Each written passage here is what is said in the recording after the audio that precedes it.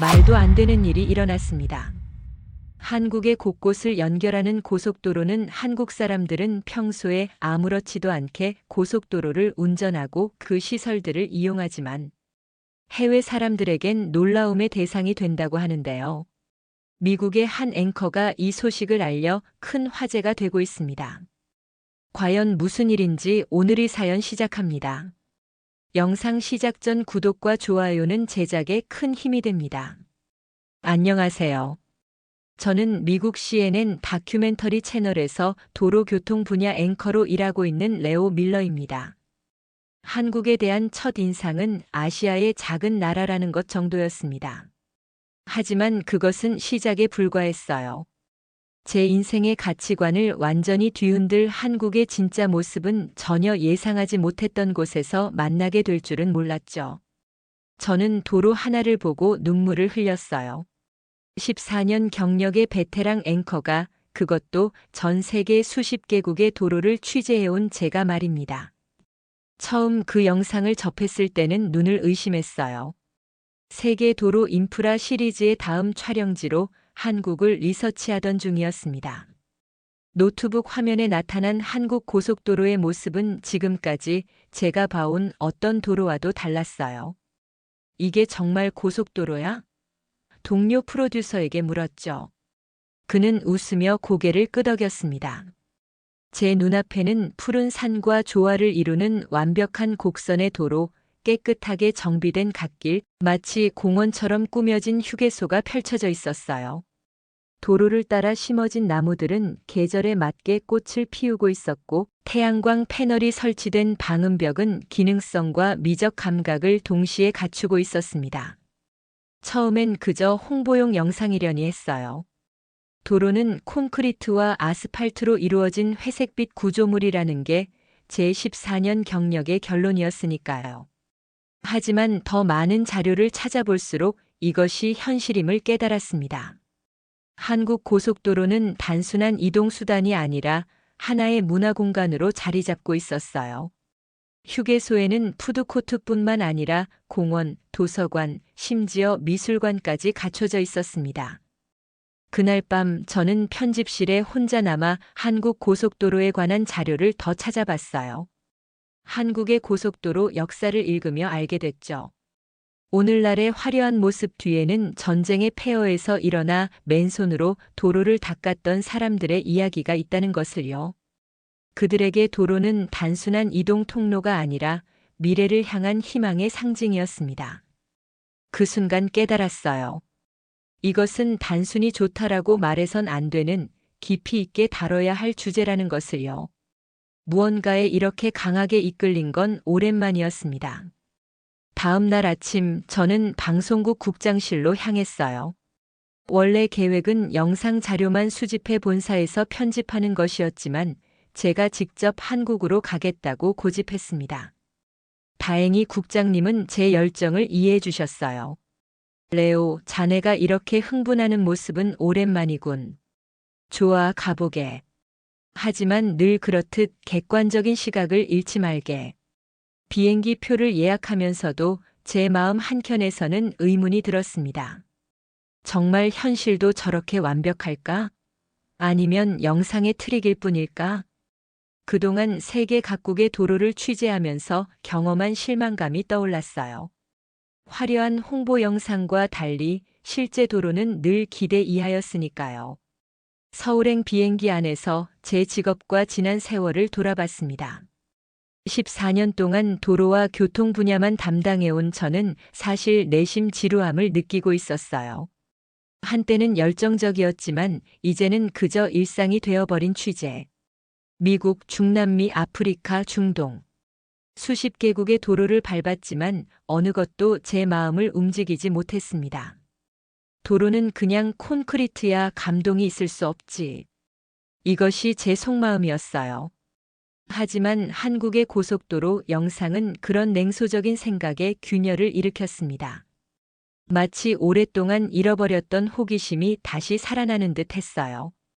비행기 창밖으로 펼쳐진 하늘을 바라보며 처음 방송국에 입사했던 날의 설렘을 떠올렸습니다.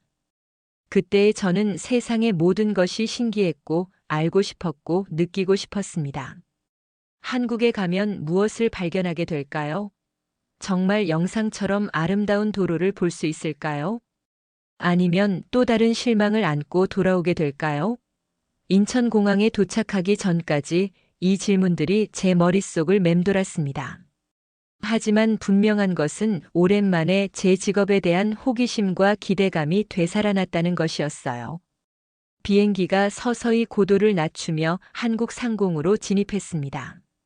창밖으로 펼쳐진 한국의 풍경이 눈에 들어왔어요. 산과 강 그리고 그 사이를 가로지르는 도로들. 그 모습은 이미 제 예상을 뛰어넘고 있었습니다. 그리고 저는 알았어요. 이번 취재는 단순한 일이 아니라 제 인생의 전환점이 될 것이라는 것을요. 도로 리포팅 경력 14년. 그건 단순한 숫자가 아니라 제 인생의 상당 부분을 의미했습니다. 대학에서 방송 저널리즘을 전공하고 CNN에 입사했을 때 교통 인프라 분야가 제게 배정될 줄은 꿈에도 몰랐어요. 신입 시절에는 불만도 있었습니다. 다른 동기들은 정치, 경제, 국제 분쟁 같은 핫 이슈를 맡았는데 저는 도로와 교통이라니요. 그때는 이것이 얼마나 중요한 분야인지 몰랐던 거죠. 첫 해외 취재는 독일 아우토반이었습니다. 속도 제한 없는 고속도로의 자유로움과 효율성에 감탄했어요. 이후 프랑스의 톨게이트 시스템, 캐나다의 혹한기 도로 관리, 두바이의 초현대식 고가도로까지 처음 3년간은 모든 것이 신선했습니다. 하지만 시간이 흐르며 도로는 그저 도로일 뿐이라는 생각이 들기 시작했어요. 아스팔트, 콘크리트, 철근. 결국 다 똑같아. 종종 동료들에게 이런 말을 하곤 했습니다. 현장에서는 전문가 같은 표정으로 도로의 역사와 기술적 특징을 설명했지만 속으로는 무덤덤했어요. 마지막으로 진정한 흥미를 느꼈던 건 언제였을까요? 아마도 베네수엘라의 마라카이보 다리를 취재했을 때였을 겁니다. 노후화된 다리가 도시의 생명선이 되어 있는 모습이 인상적이었어요. 그것도 벌써 7년 전 일이었죠. 인천에서 서울로 향하는 공항버스 안에서 창밖의 도로를 유심히 살폈습니다. 첫 인상은 깨끗하다였어요. 쓰레기 하나 없이 정돈된 갓길, 선명하게 그려진 차선, 빛바랜 곳 없는 표지판들. 미국이나 유럽의 도로보다 확실히 관리 상태가 좋았습니다. 하지만 그것만으로는 제가 영상에서 느꼈던 강렬한 인상을 설명할 수 없었어요. 호텔에 체크인한 후 촬영팀과 첫 미팅을 가졌습니다. 3명의 현지 스태프가 제 팀을 맡게 됐어요. 젊은 프로듀서 김지원 씨, 베테랑 카메라맨 박상현 씨, 그리고 통역을 겸한 리서처 에밀리 정 씨. 그들은 제가 준비해간 취재 계획에 흥미로운 제안을 더했습니다. 밀러 씨, 일본과 중국의 고속도로도 함께 다루실 계획이라고 들었어요. 좋은 비교가 될 것 같습니다. 지원 씨의 말에 고개를 끄덕였습니다. 사실 본사에서는 아시아 3국의 도로 비교를 원했어요. 특히 일본의 발달된 시스템과 중국의 급속한 확장에 초점을 맞추고 한국은 그 중간쯤으로 위치시킬 계획이었죠. 하지만 영상 자료를 보고 나서 한국의 비중을 늘려야겠다고 생각했습니다. 밀러 씨께서 꼭 보셨으면 하는 곳이 있습니다. 내일 새벽에 출발해야 하는데 괜찮으실까요? 박 카메라맨의 제안에 호기심이 생겼습니다. 그는 오랫동안 교통 다큐멘터리를 찍어온 베테랑이었어요. 그의 제안이라면 틀림없이 볼만한 가치가 있을 거라 생각했죠. 다음 날 새벽 4시 우리는 서울을 벗어나 남쪽으로 향했습니다. 차창 밖으로 어둠 속의 도시가 지나갔어요. 점차 빌딩은 줄어들고 산세가 드러났습니다. 날이 밝아오자 우리 일행은 경부고속도로 위에 있었어요. 박 카메라맨이 한 휴게소에 차를 세웠습니다. 그리고 저를 언덕 위로 안내했어요. 여기서 보는 일출이 정말 아름답습니다. 그의 말대로였어요. 산 너머로 해가 떠오르고 그 빛에 물든 고속도로가 마치 금색 리본처럼 산 사이를 가로지르고 있었습니다. 자연과 인공물이 조화를 이루는 그 풍경은 말로 표현하기 어려울 정도로 아름다웠어요. 저도 모르게 감탄사가 나왔습니다. 와! 박 카메라맨이 미소를 지었어요. 이 도로는 우리에게 단순한 길이 아닙니다. 한국의 기적이죠. 그의 말은 제가 어제 읽은 자료를 떠올리게 했어요. 한국 전쟁 후 폐허가 된 나라에서 경제 발전의 동맥으로 고속도로를 건설했던 이야기. 많은 사람들이 고속도로가 뭐냐며 반대했지만 결국 그것이 국가 발전의 기반이 되었다는 역사. 아침 안개가 서서히 걷히며 도로 위의 차들이 선명하게 보였습니다. 트럭, 승용차, 버스들이 각자의 목적지를 향해 움직이고 있었어요. 이전까지 저에게 도로는 그저 어지점에서 비지점으로 가는 통로였습니다. 하지만 지금 이 순간에는 그 이상의 무언가로 느껴졌어요. 마치 국가의 꿈과 희망, 역사가 담긴 거대한 서사처럼 말이죠. 다시 차에 올라 이동하는 동안 에밀리가 흥미로운 사실들을 알려주었습니다. 한국의 고속도로는 단순히 기술적인 측면만이 아니라 인간 중심의 디자인 철학을 가지고 있다고 했어요. 휴게소는 단순한 화장실과 식당이 아니라 지역 문화를 소개하는 공간이기도 했습니다. 일부 휴게소에는 지역 특산물 시장이 열리고 전통 공연이 펼쳐지기도 한다고요. 우리는 그날 하루 종일 경부 고속도로를 따라 내려갔습니다. 부산에 도착했을 때는 이미 해가 지고 있었어요. 바다가 보이는 카페에 앉아 촬영 일정을 정리했습니다. 다음 날은 일본으로, 그 다음은 중국으로 이동할 예정이었어요. 아시아 3국의 도로를 비교 분석하는 것이 이번 특집의 핵심이었으니까요. 호텔로 돌아가는 길에 문득 생각했습니다. 내가 지금 뭘 느끼고 있는 거지? 10수년간 도로를 취재해왔지만 이렇게 마음이 움직인 건 처음이었어요. 평소 냉소적이고 분석적이던 저 자신이 낯설게 느껴졌습니다. 그날 밤 창문을 열고 바다 내음을 맡으며 생각했어요. 혹시 지금까지 내가 놓치고 있었던 무언가가 있는 건 아닐까? 다음 날 일본행 비행기를 타기 전 부산의 아침 풍경을 담기 위해 호텔 옥상으로 올라갔습니다. 멀리 보이는 도로 위로 출근길 차량들이 줄지어 움직이고 있었어요. 평범한 아침 풍경인데도 어쩐지 마음이 동했습니다. 그리고 혼잣말처럼 중얼거렸어요. 이게 단순히 도로 때문일까? 아니면 내가 달라진 걸까? 그 질문에 대한 답을 찾기 위해 저는 일본과 중국으로 향했습니다. 그리고 그곳에서 기대와는 전혀 다른 현실을 마주하게 되었어요. 도쿄 나리타 공항에 도착한 저는 묘한 기대감에 부풀어 있었습니다. 일본은 선진국 중에서도 교통 인프라가 뛰어나다고 알려져 있었으니까요. 한국에서 느꼈던 감동이 이곳에서도 이어질까 하는 생각에 설레었어요. 현지 촬영팀과 만나 바로 고속도로로 향했습니다. 첫인상은 깔끔하다였어요. 도로 표면은 매끄럽고 차선은 선명했으며 모든 것이 정확하게 자리를 지키고 있었습니다. 역시 일본이구나 싶었죠. 하지만 몇 시간 취재를 진행하면서 점점 의문이 들기 시작했어요. 뭔가 부족한 느낌이었습니다. 이 고속도로는 언제 지어진 건가요? 현지 가이드에게 물었습니다. 대부분 5, 60년대에 지어졌고 일부는 7, 80년대에 완공됐습니다. 그의 대답을 듣고 주변을 둘러보니 도로의 노후화가 눈에 띄었어요. 물론 관리는 잘 되고 있었지만 시설 자체가 오래되었다는 인상이 강했습니다. 더 놀라웠던 것은 통행료였어요.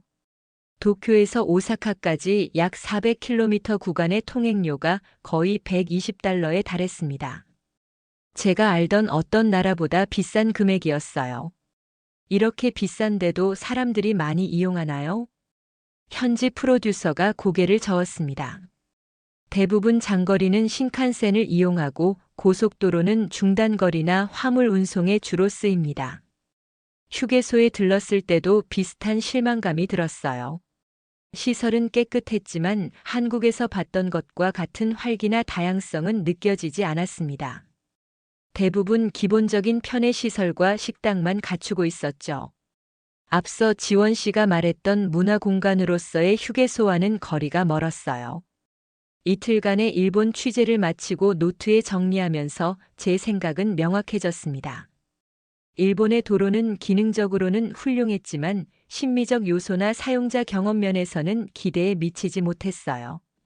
그리고 무엇보다도 통행료 대비 가치가 의문스러웠습니다. 다음 목적지는 중국 상하이였어요. 세계 제2의 경제 대국이자 최근 몇십 년간 엄청난 속도로 인프라를 확장해온 나라입니다. 숫자로만 보면 놀라웠어요. 지난 20년간 고속도로 길이가 거의 0배 가까이 늘었다고 합니다. 이런 급속한 확장은 세계 어디에서도 볼 수 없는 현상이었죠. 하지만 현장에 도착했을 때 저는 경악을 금치 못했습니다. 광대한 규모의 고속도로는 인상적이었지만 그 품질은 심각하게 떨어졌어요. 아스팔트가 갈라진 곳이 많았고 차선은 희미했으며 도로 위에 쓰레기는 당연한 듯 방치되어 있었습니다. 더 심각한 것은 안전시설의 부족이었어요.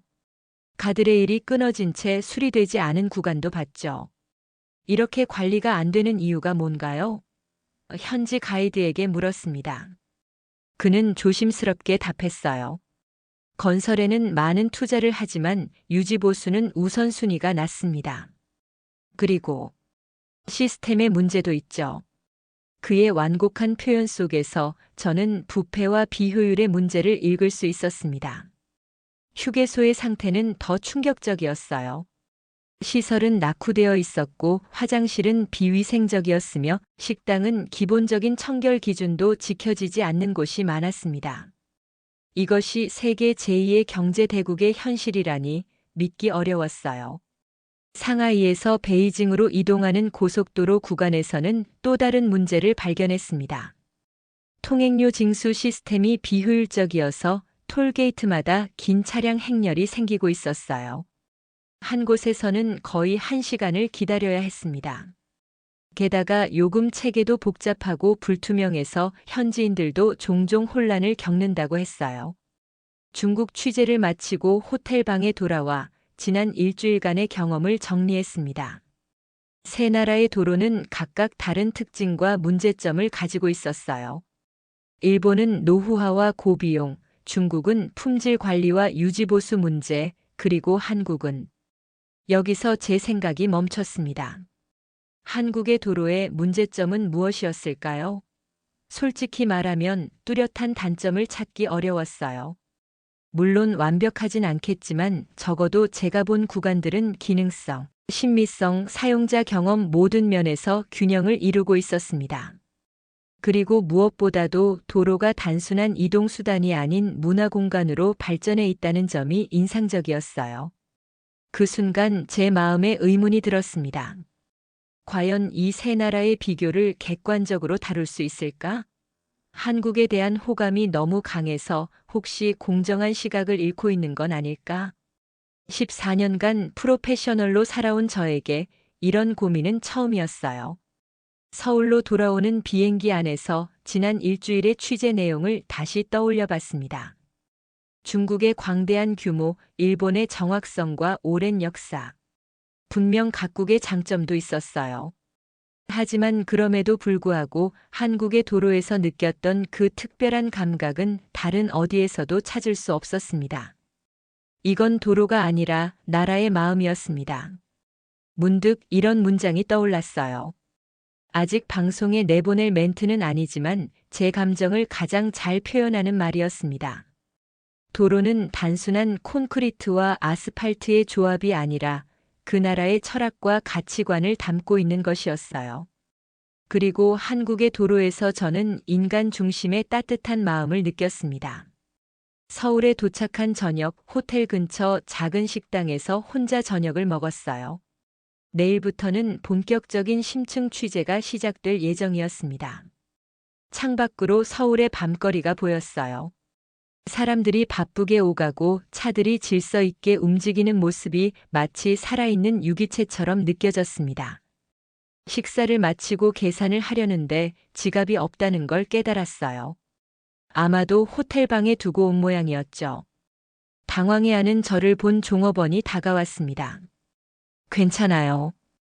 내일 오셔서 계산하셔도 됩니다. 그 순간 저는 이 작은 신뢰의 제스처에서도 무언가를 느꼈어요. 이것이 바로 이 나라의 정신, 그리고 제가 도로에서 느꼈던 그 따뜻함의 근원이 아닐까 하는 생각이 들었습니다. 호텔로 돌아가는 길 마음속으로 다짐했어요. 이번 다큐멘터리는 단순한 도로 비교가 아니라 그 안에 담긴 사람들의 이야기를 전하는 작품이 되어야겠다고요. 베개에 머리를 대며 생각했습니다. 내일은 어떤 발견이 기다리고 있을까? 14년 경력 중 처음으로 다음 날의 취재가 정말 기대됐어요. 잠이 들기 전 마지막 생각은 그것이었습니다. 나는 도로를 취재하러 왔지만 어쩌면 사람을 만나러 온 것인지도 모른다는 예감이었어요. 다음 날 아침 예정에 없던 전화가 걸려왔습니다. 촬영팀장인 김지원 씨였어요. 오늘 예정된 일정에 변화가 생겼다고 했습니다. 원래는 서울 주변 스마트 고속도로 시스템을 취재할 계획이었으나 갑작스러운 기회가 생겼다고 했어요. 한국도로공사의 수석 엔지니어 한태성 박사가 오늘 하루 시간을 내주었다는 것이었습니다. 한 박사님은 평소 인터뷰를 잘 안 하시는데 외국 취재진에게 직접 설명해주고 싶다고 하셨어요. 정말 귀한 기회입니다. 서둘러 준비를 마치고 약속 장소로 향했습니다. 동대문역 사문화공원 근처의 한 카페였어요. 그곳에서 한태성 박사를 만났습니다.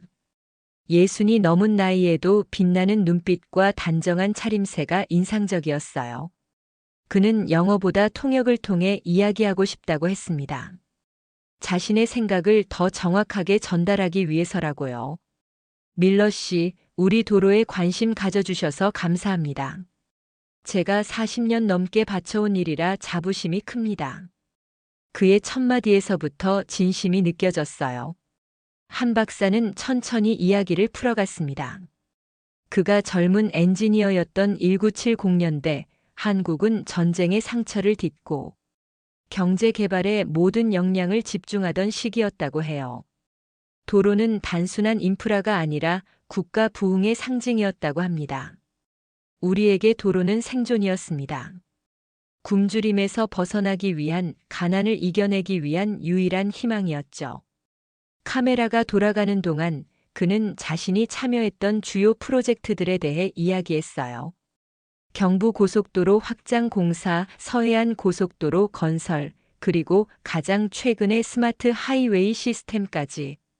그의 인생이 곧 한국도로의 역사였습니다. 인터뷰 중간에 그가 갑자기 물었어요. 밀러 씨, 혹시 저희 도로에서 특별하다고 느끼신 점이 있으신가요? 잠시 생각한 후 솔직하게 대답했습니다. 네, 있습니다. 기술적인 완성도보다도 도로가 사람을 위해 존재한다는 느낌이 강했어요. 마치 도로가 사용자와 대화하는 것 같았습니다. 그 말에 한 박사가 활짝 웃었습니다. 바로 그겁니다. 우리의 철학은 도로를 위한 사람이 아니라 사람을 위한 도로입니다. 기술은 수단일 뿐 목적은 언제나 사람이었죠. 그는 계속해서 설명했어요. 한국의 도로 디자인은 단순히 효율성만 추구하지 않는다고요. 운전자의 심리적 안정감, 주변 환경과의 조화, 지역 문화의 반영 등 다양한 요소를 고려한다고 했습니다. 특히 인상적이었던 것은 감성 도로라는 개념이었어요. 사람들은 도로 위에서 많은 시간을 보냅니다. 그 시간이 단지 목적지로 가는 과정이 아니라 삶의 한 부분이 되길 원했습니다. 그래서 우리는 도로를 설계할 때 이 도로를 달리는 사람은 어떤 기분일까를 항상 생각합니다. 인터뷰가 끝난 후 한 박사는 우리를 특별한 장소로 안내하겠다고 했어요. 서울 근교의 한 전망대였습니다. 그곳에서 바라본 풍경은 믿을 수 없을 정도로 아름다웠어요. 석양에 물든 고속도로가 산과 도시 사이를 유연하게 가로지르고 있었습니다. 마치 자연과 대화하듯이 곡선을 그리며 이어지는 모습이 예술 작품 같았어요. 이것이 우리가 추구하는 도로의 모습입니다. 기능과 아름다움의 조화, 자연과 문명의 대화. 한 박사의 말에 고개를 끄덕였습니다.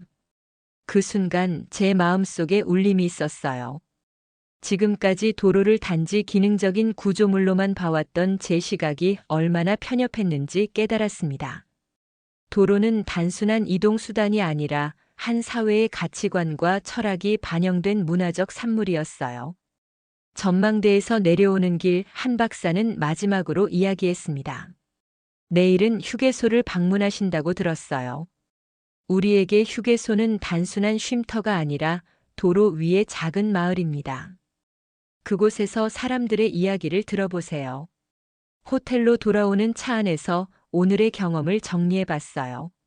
한 박사와의 만남은 단순한 인터뷰 이상이었습니다. 그것은 마치 도로의 철학자를 만난 것 같은 경험이었어요. 그의 말 중에서 특히 기억에 남는 것은 도로는 국가의 얼굴이자 영혼이라는 표현이었습니다. 처음에는 과장된 말처럼 들렸지만 지금은 그 의미를 조금씩 이해할 수 있을 것 같았어요. 다음 날 아침 우리 팀은 경부 고속도로의 한 휴게소로 향했습니다. 이름하여 천안 아산 휴게소였어요. 주차장에 차를 세우고 내리자마자 그곳이 단순한 휴게소가 아니라는 것을 알 수 있었습니다. 입구에는 다양한 꽃과 나무가 심어져 있었고 작은 분수대까지 있었어요. 마치 공원 같은 분위기였습니다. 내부로 들어서자 더 놀라웠어요. 푸드코트에는 다양한 한국 음식을 파는 가게들이 있었고 한쪽에는 작은 도서관과 미술 전시 공간까지 있었습니다. 심지어 옥상에는 하늘정원이라는 휴식 공간이 마련되어 있었어요. 가장 인상적인 것은 곳곳에 설치된 지역 문화체험관이었습니다. 천안과 아산 지역의 역사와 문화를 소개하고 간단한 체험도 할 수 있는 공간이었어요. 이런 휴게소는 처음 봅니다. 마치 테마파크 같아요. 제 말에 지원 씨가 웃으며 대답했습니다. 맞아요. 우리 휴게소는 단순히 화장실 가고 음식 먹는 곳이 아니라 여행의 일부가 되도록 설계됐거든요. 촬영을 위해 휴게소 곳곳을 돌아다니며 다양한 사람들을 만났습니다. 가족 여행 중인 부부와 아이들, 장거리 운전 중인 트럭 기사, 외국에서 온 관광객들. 모두가 이 공간을 각자의 방식으로 즐기고 있었어요. 특히 인상적이었던 것은 한 노부부였습니다. 매주 이 휴게소에 와서 하루를 보낸다고 했어요. 집에만 있으면 심심하잖아요. 여기 오면 구경할 것도 많고 맛있는 것도 먹을 수 있고 사람 구경하는 재미도 있어요. 공원보다 더 좋아요. 할머니의 말씀에 할아버지가 덧붙였습니다. 옛날엔 상상도 못했어요. 고속도로 휴게소라면 더럽고 불편한 곳이었는데 세상 참 좋아졌어요. 그들의 이야기를 들으며 도로와 휴게소가 단순한 시설물이 아니라 사람들의 생활과 밀접하게 연결된 공간임을 실감했습니다. 그것은 마치 현대 사회의 새로운 광장과도 같은 곳이었어요. 점심시간이 되자 푸드코트는 사람들로 가득 찼습니다. 지원 씨의 추천으로 육개장이라는 한국 전통 수프를 먹어보기로 했어요. 매콤하고 깊은 맛이 인상적이었습니다. 식사를 하면서도 계속 주변을 관찰했어요. 사람들의 표정, 대화, 움직임. 모든 것이 새롭게 보였습니다. 식사를 마치고 나오는 길에 한 트럭 기사가 제게 말을 걸어왔습니다. 제가 외국 방송국 사람이란 걸 알고 이야기하고 싶다고 했어요. 통역을 통해 그의 이야기를 들었습니다.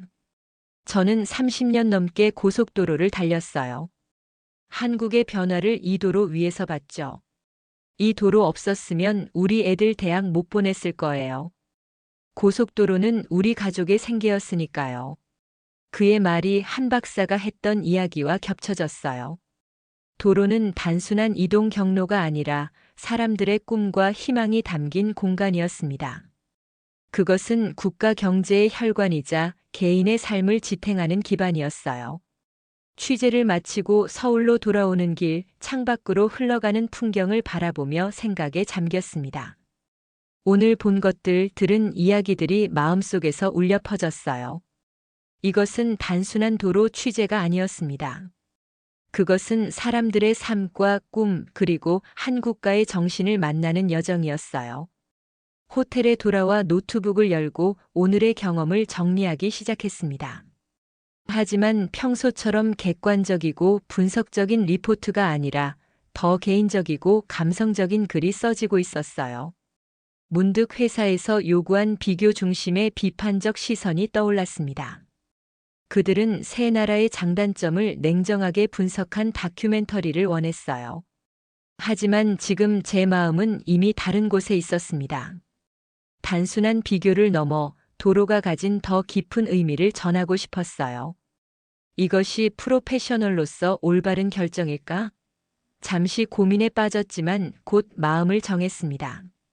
진실된 감정과 경험을 전하는 것이야말로 진정한 저널리즘의 가치라고 믿었으니까요. 창밖으로 서울의 밤하늘을 바라보며 내일의 계획을 세웠습니다. 고속도로를 따라 남쪽으로 내려가는 여정, 그리고 그 과정에서 만날 다양한 사람들의 이야기. 이번 취재는 분명 제 커리어에서 가장 특별한 경험이 될 것 같았어요. 잠들기 전 마지막으로 떠오른 생각은 한 박사의 말이었습니다. 도로는 그저 콘크리트가 아니라 사람들의 이야기가 흐르는 강입니다. 그 말의 의미를 이제야 조금씩 이해할 수 있을 것 같았어요. 다음 날 아침 예정에 없던 즉흥적인 결정을 내렸습니다. 취재팀과 상의한 후 저는 혼자만의 시간을 갖기로 했어요. 카메라도 스태프도 없이 직접 고속도로를 경험해보고 싶었습니다. 그래야 더 솔직한 감정과 생각을 담을 수 있을 것 같았어요. 호텔 로비에서 렌터카를 예약하고 간단한 짐을 챙겨 길을 나섰습니다. 아침 러시아워가 끝나가는 시간이었어요. 내비게이션에 부산을 입력하고 대한민국을 종단하는 여정을 시작했습니다. 약 4시간 반 정도 걸린다고 했어요. 미국이었다면 짧은 거리지만 이 작은 나라에서는 도시 끝에서 끝으로 가는 긴 여정이었습니다. 서울을 빠져나가는 길은 조금 복잡했지만 고속도로에 진입하자 상황이 달라졌어요. 넓고 쾌적한 도로가 눈앞에 펼쳐졌습니다. 차량들은 질서 있게 이동했고 도로 상태는 최상이었어요. 창밖으로 보이는 풍경도 아름다웠습니다.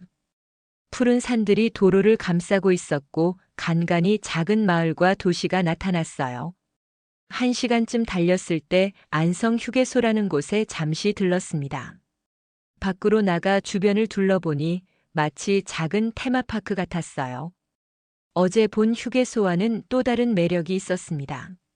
지역 특산품을 판매하는 매장, 전통 찻집, 심지어 작은 족욕 체험장까지 있었어요.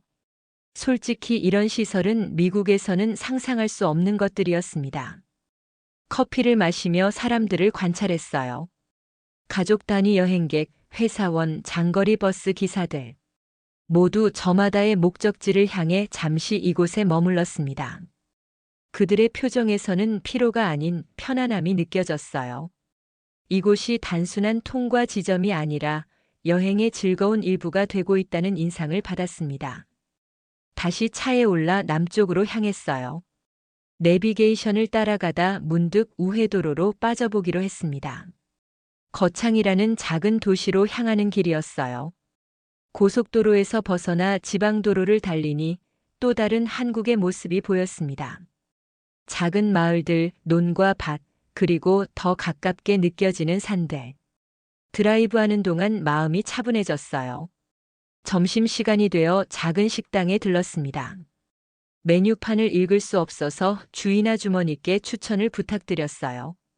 곧 된장찌개라는 음식이 나왔습니다. 구수한 향과 깊은 맛이 인상적이었어요. 식사를 마치고 계산할 때 아주머니가 물었습니다. 어디서 오셨어요? 미국에서 왔습니다. 한국 도로에 대한 다큐멘터리를 찍고 있어요. 제 대답을 듣고 아주머니는 놀란 표정을 지었습니다. 그리고는 웃으며 말씀하셨어요. 도로요? 그런 것도 다큐멘터리로 만들어요? 그 순간 제 자신도 웃음이 나왔습니다. 맞아요, 도로라니. 누가 도로에 대한 다큐멘터리를 보고 싶어 할까요? 하지만 이제 저는 알고 있었어요. 도로는 단순한 아스팔트가 아니라 사람들의 삶과 꿈이 흐르는 공간이라는 것을요. 다시 고속도로로 돌아와 부산을 향해 달렸습니다. 오후 3시쯤 갑자기 하늘이 어두워지더니 비가 내리기 시작했어요. 처음에는 가벼운 비였지만 곧 폭우로 변했습니다. 시야가 극도로 제한되었고 운전이 쉽지 않았어요. 그때 눈에 띈 것이 졸음쉼터라는 표지판이었습니다. 비상등을 켜고 천천히 쉼터로 들어갔어요. 작은 지붕과 몇 개의 벤치가 있는 간단한 시설이었지만 그 순간 저에게는 안전한 피난처였습니다. 쉼터에는 이미 몇 대의 차가 정차해 있었어요. 사람들은 비가 그치기를 기다리고 있었습니다. 차 안에서 비 오는 풍경을 바라보는데 옆에 주차된 택시에서 한 남자가 내렸어요. 60대 초반으로 보이는 그는 우산을 들고 제 차로 다가왔습니다. 창문을 내리자 그가 말했어요. 괜찮으세요? 비가 많이 오네요. 통역 앱을 사용해 대화를 나눴습니다. 그의 이름은 강성택, 고속도로 택시 기사로 일하고 있다고 했어요. 이전에는 고속도로 순찰원으로 30년을 일했다고 합니다. 비가 그치길 기다리는 동안 그와 함께 차 안에서 이야기를 나눴어요. 저는 이 도로에서 평생을 보냈어요. 이 길이 처음 생겼을 때부터 지금까지 모든 변화를 봐왔죠. 강 씨는 고속도로의 변천사를 이야기해 주었어요. 초기에는 2차선이었던 도로가 어떻게 지금의 모습이 되었는지, 교통사고가 얼마나 줄었는지, 휴게소는 어떻게 발전했는지. 마치 살아있는 역사책을 듣는 기분이었습니다.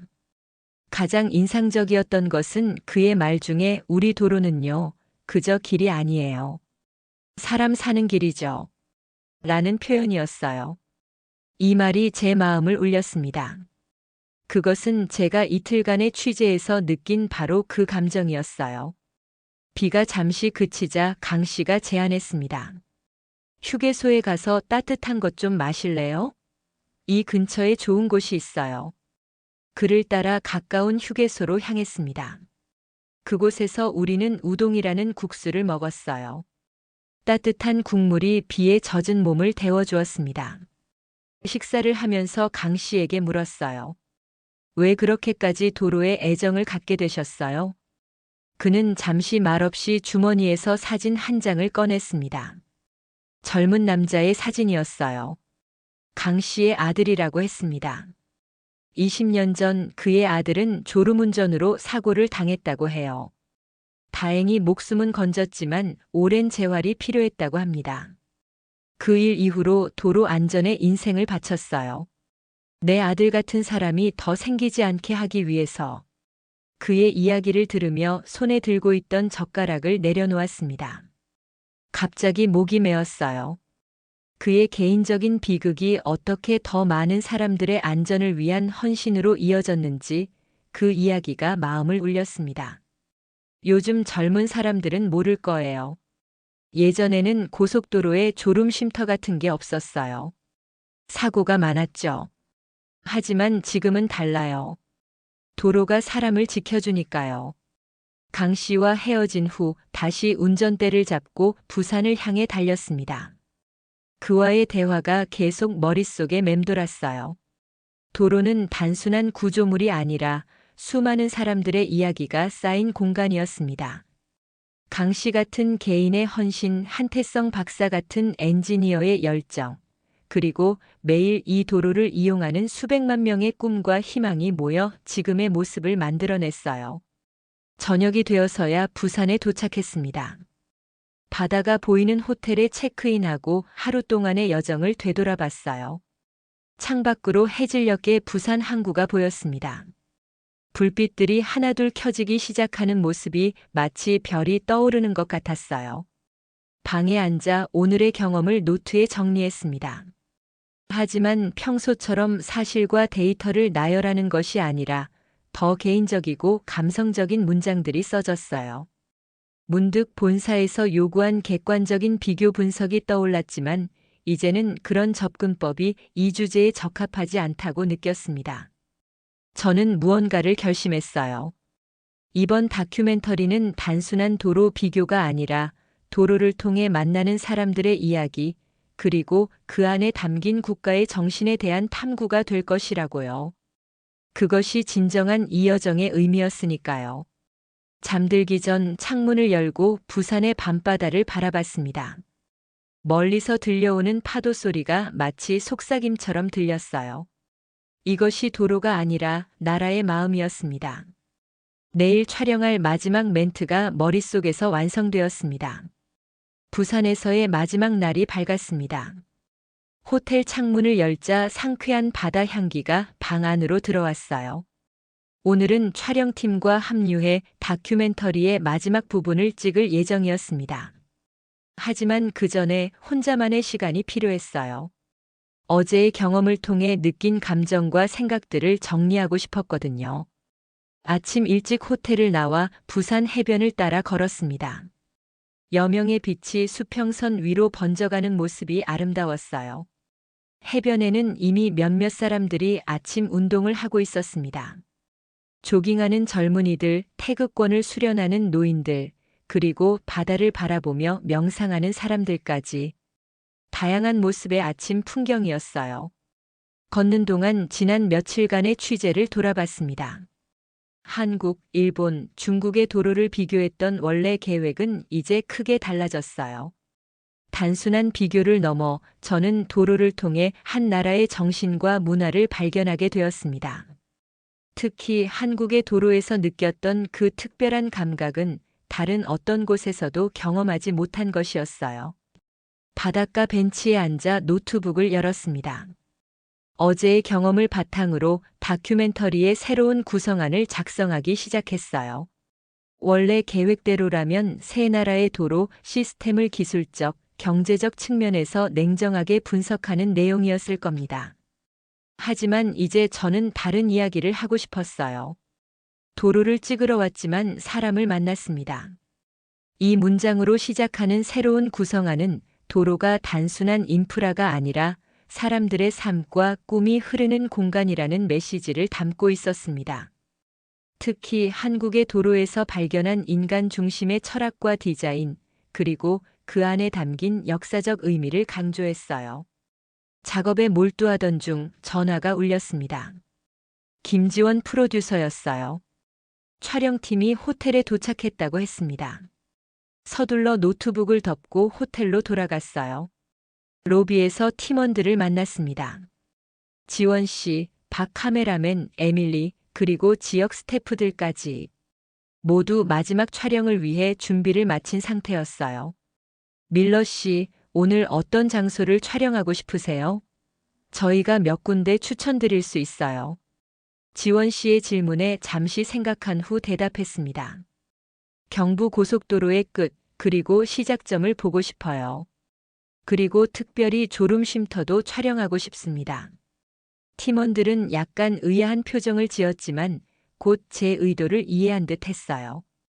특히 졸음쉼터라는 작고 평범한 시설을 강조하고 싶다는 제 요청이 의외였을 테니까요. 하지만 저에게는 그곳이 한국 도로의 정신을 가장 잘 보여주는 장소라고 느껴졌습니다. 인간의 안전과 편의를 우선시하는 철학이 담긴 공간이었으니까요. 우리는 부산의 고속도로 종점부터 촬영을 시작했습니다. 그곳에서 서울을 향해 거슬러 올라가며 다양한 구간과 시설을 담았어요. 특히 휴게소, 톨게이트, 스마트 교통 시스템 등을 중점적으로 촬영했습니다. 그리고 오후에는 제가 특별히 요청한 졸음쉼터에 도착했어요. 간단한 지붕과 벤치만 있는 이 소박한 시설 앞에서 저는 카메라를 향해 이야기하기 시작했습니다. 강성택 씨의 이야기, 그의 아들의 사고, 그리고 도로 안전에 대한 헌신. 이 모든 것이 어떻게 이런 작은 시설로 이어졌는지, 그리고 그것이 얼마나 많은 생명을 구했는지에 대해 말했어요. 이곳은 단순한 쉼터가 아닙니다. 이것은 인간을 향한 배려와 존중의 상징입니다. 도로가 사람을 위해 존재해야 한다는 철학의 표현이죠. 촬영을 마치고 잠시 휴식을 취할 때 박 카메라맨이 다가와 말했습니다.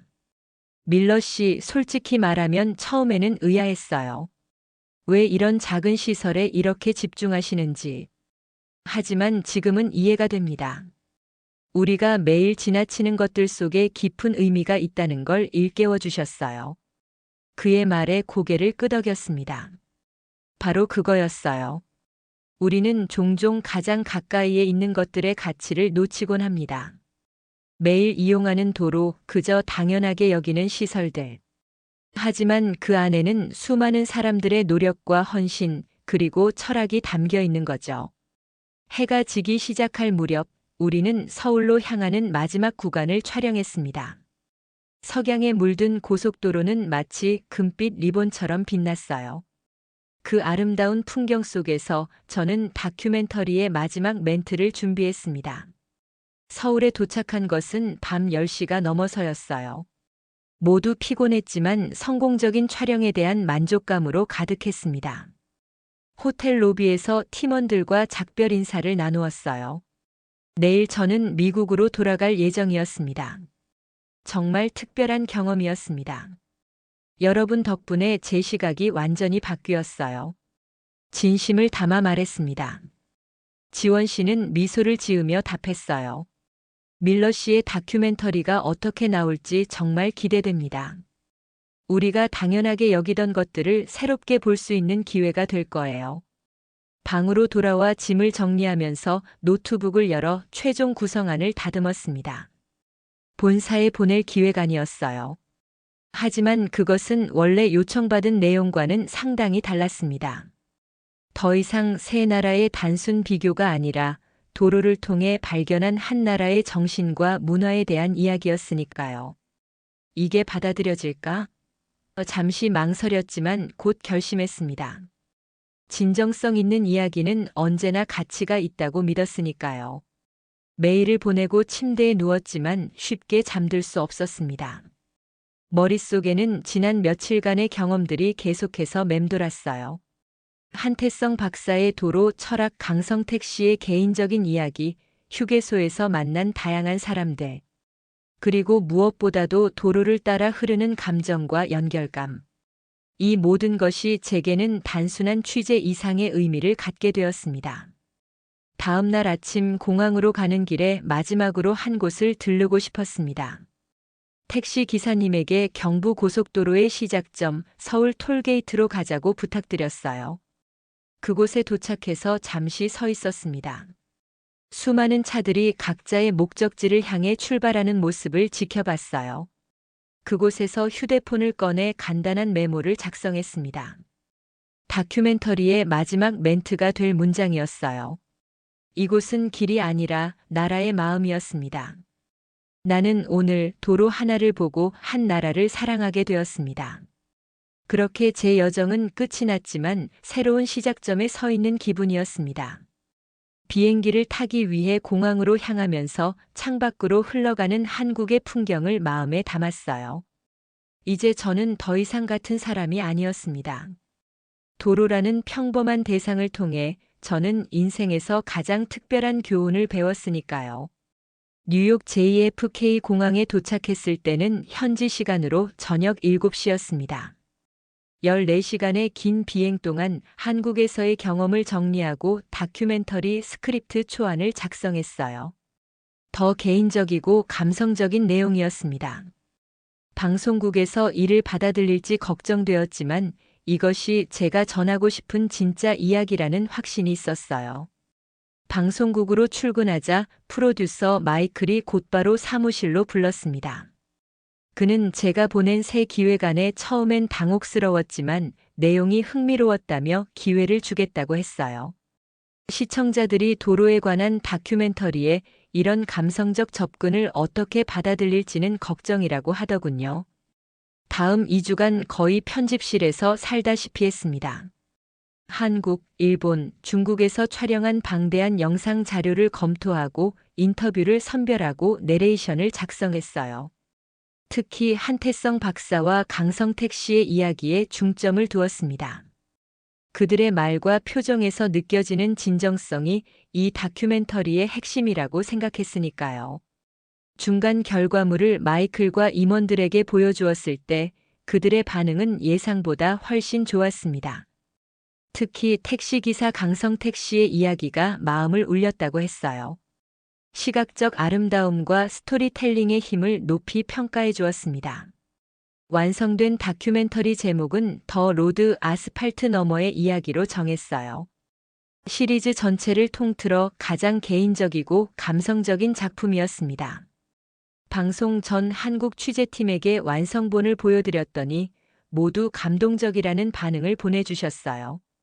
특히 한태성 박사는 제가 단순한 취재자가 아닌 진정한 이야기꾼이라며 칭찬해 주셨습니다. 방송 당일 긴장된 마음으로 사무실에 앉아 있었어요. 첫 반응은 SNS를 통해 빠르게 나타났습니다.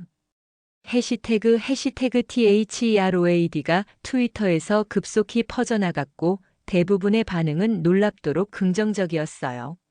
많은 시청자들이 도로라는 평범한 주제가 이렇게 감동적일 수 있다는 것에 놀라움을 표했습니다. 방송 일주일 후 한국 정부에서 인프라 발전 국제 포럼 기조 연설자로 초청한다는 소식이 들려왔어요. 너무 놀라운 제안이었지만 기쁘게 수락했습니다. 한 달 만에 다시 한국 땅을 밟았습니다. 인천공항에서 지원 씨와 박 카메라맨을 만나니 마치 오랜 친구를 만난 것 같은 따뜻함이 느껴졌어요. 다큐멘터리가 한국에서도 큰 화제가 되었다는 말에 깊은 보람을 느꼈습니다. 국제 포럼 전날 강성택 씨를 다시 만났어요. 그는 제 다큐멘터리를 보고 많은 사람들이 연락해왔다며 감사해했습니다. 특히 자신의 이야기가 도로 안전에 대한 인식을 높이는 데 도움이 되었다는 사실에 기뻐했어요. 포럼 당일 저는 인프라와 인간 중심 디자인이라는 주제로 연설했습니다. 도로는 단순한 구조물이 아니라 문화적 산물이며 그 안에는 한 나라의 가치관과 철학이 담겨 있다는 제 경험을 나눴어요. 특히 한국의 고속도로에서 발견한 인간 중심의 접근법이 세계적인 모델이 될 수 있다고 강조했습니다. 연설을 마치고 나오는 길에 한태성 박사가 다가왔어요. 그는 제 이야기가 많은 엔지니어들과 정책 결정자들에게 영감을 주었다고 했습니다. 우리는 함께 경부 고속도로의 시작점을 다시 방문하기로 했어요. 이틀 후 한태성 박사와 함께 서울 톨게이트를 찾았습니다. 그곳에서 박사님은 고속도로의 미래 계획에 대해 이야기해 주셨어요. 더 안전하고 더 환경 친화적이며 더 인간 중심적인 도로를 위한 비전이었습니다. 그의 열정 어린 목소리에서 저는 다시 한번 이 나라의 도로 철학을 느낄 수 있었어요. 미국으로 돌아가기 전 마지막 날 혼자서 졸음 쉼터를 다시 찾았습니다. 그곳에 조용히 앉아 지난 몇 달간의 여정을 돌아봤어요. 처음에는 단순한 취재로 시작했지만 결국 저의 시각과 가치관을 완전히 바꿔놓은 경험이 되었습니다. 손수건을 꺼내 쉼터의 안내문을 닦았어요. 그리고 카메라를 세워 마지막 장면을 녹화했습니다. 이곳은 길이 아니라 나라의 마음이었습니다. 나는 오늘 도로 하나를 보고 한 나라를 사랑하게 되었습니다. 이 말로 모든 여정을 마무리했습니다. 뉴욕으로 돌아온 지금 저는 더 이상 예전의 레오 밀러가 아닙니다. 도로를 통해 만난 사람들과 그들의 이야기는 제 내면에 깊은 흔적을 남겼어요. 앞으로 무엇을 취재하든 단순한 사실과 데이터를 넘어 그 안에 담긴 인간의 이야기를 찾아낼 것입니다. 그것이 한국의 도로가 제게 준 가장 소중한 선물이니까요.